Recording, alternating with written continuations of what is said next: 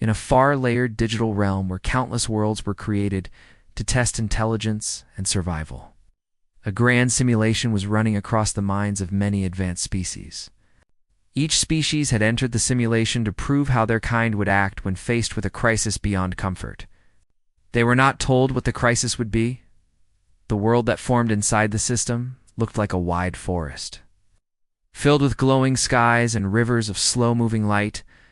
Inside this world, every species was given a group of young ones called cubs. These cubs were not real in body, but they were real in experience. They felt fear, warmth, and trust. The rule was simple: protect the cubs until the end of the trial.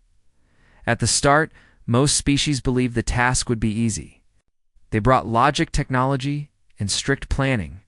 Humans entered too, though they were seen by many as emotionally weak, physically fragile compared to others. The simulation began with calm. The cubs explored the forest under the watch of their guardians. Some species built small shelters. Others created floating barriers or force fields.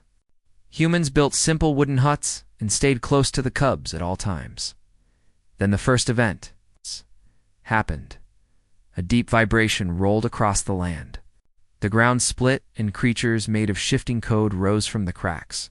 They did not attack directly.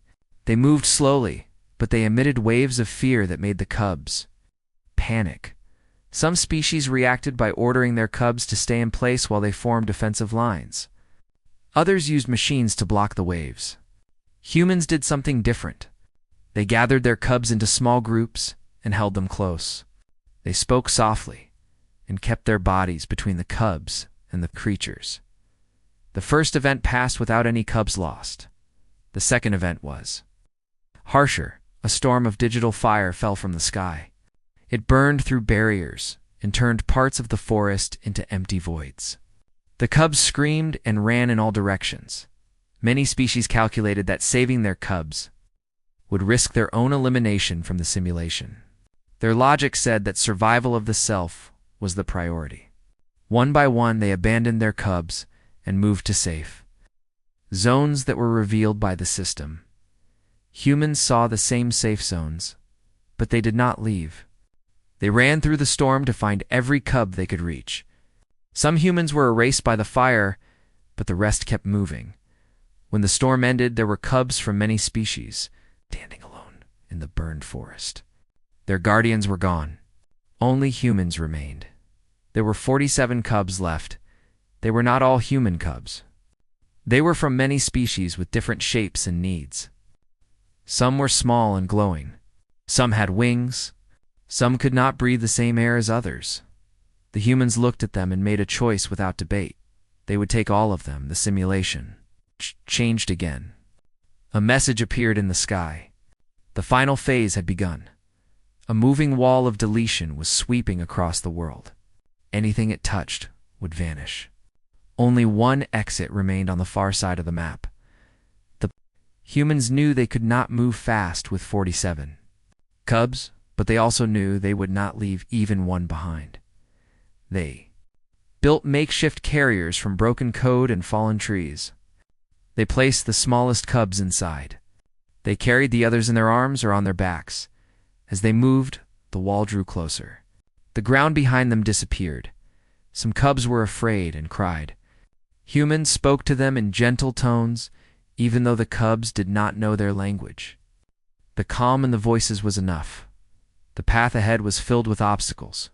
Rivers of light that could dissolve matter.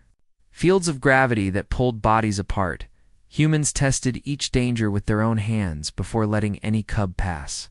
They used ropes made from code to guide them. They held wings when the wind grew strong.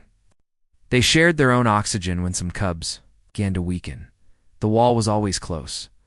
Other species were watching from their observation layers. They had assumed humans would fail. They had assumed humans would drop the non-human cubs to move faster, but humans did not.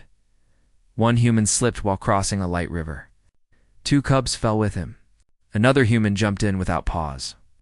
They lost time, but they saved the cubs. The exit portal was now visible. It glowed like a rising sun at the edge of the collapsing world. The wall was only moments away.